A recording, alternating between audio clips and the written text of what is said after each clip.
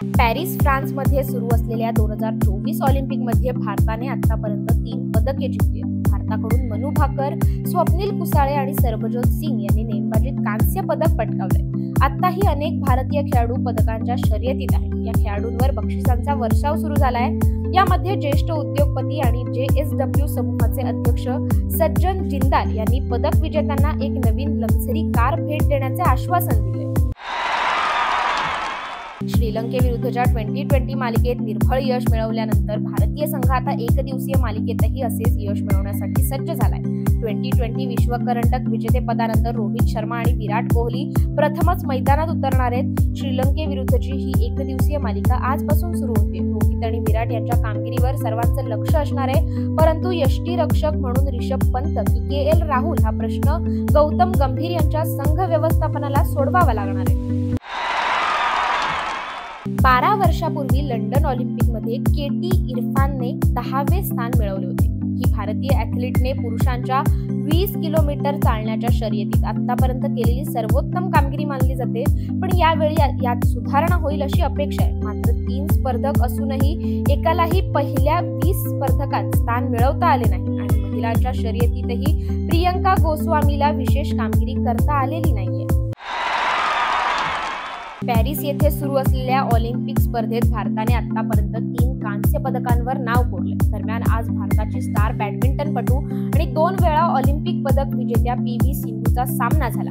या सामन्यात चीनच्या हे बिंगजिओ हिने सिंधूचा 21-19, 21-14 असा पराभव केलाय आणि या पराभवासह PV सिंधूचे ऑलिम्पिक मधील आव्हान संपुष्टात आलंय। फ्रान्सची राजधानी पॅरिस येथे सुरू असलेल्या ऑलिम्पिक क्रीडा स्पर्धेमध्ये भारतीय क्रीडापटू समाधानकारक कामगिरी करताना दिसतात। दरम्यान पॅरिसमधून भारतासाठी एक चिंता वाढवणारी बातमी समोर आली आहे। भारताची महिला गोल्फपटू दीक्षा डागर हिच्या कारला अपघात झालाय। सुदैवाने या अपघातात दीक्षा हिला दुखापत झालेली नाही, मात्र तिची आई जखमी झाली असून त्यांच्यावर उपचार चालू आहेत। पॅरिस ऑलिम्पिक स्पर्धेत आता एका नव्या वादाला सुरुवात झाली आहे। या स्पर्धेत एका पुरुष बॉक्सरचा सामना महिलेशी केल्याचा आरोप केला जातोय। उपउपांत्यपूर्व फेरीत इटलीची बॉक्सर अँजेला कारिनी आणि अल्जेरियाची बॉक्सर इमान खेलीफ यांच्यात सामना रंगला, पण हा सामना फक्त 46 सेकंदातच संपला आणि काही पंच सहन केल्यानंतर इटलीच्या बॉक्सरने हा सामना सोडून दिलाय।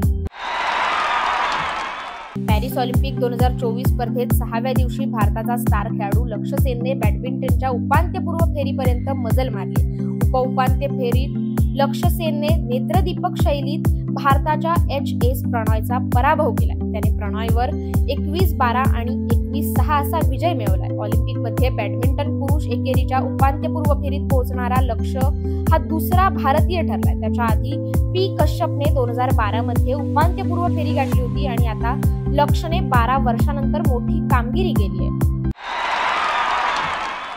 भारत आणि श्रीलंका यांच्यात 3 एकदिवसीय सामन्यांची मालिका खेळवली जाईल, पण या आधी श्रीलंकेला मोठा धक्का बसलाय। संघाचे 2 दिग्गज खेळाडू दुखापतीमुळे संघाबाहेर आहेत। मथिशा पाथिराना आणि दिलशान मधुशंका हे भारताविरुद्धच्या वनडे मालिकेत खेळू शकणार नाही। श्रीलंकेने या दोघांच्या जागी मोहम्मद सिराज आणि ईशान मलिंगाला संघात स्थान दिलंय। यासोबतच संघाने आणखी 3 खेळाडूंना स्टँड बाय म्हणून ठेवलंय।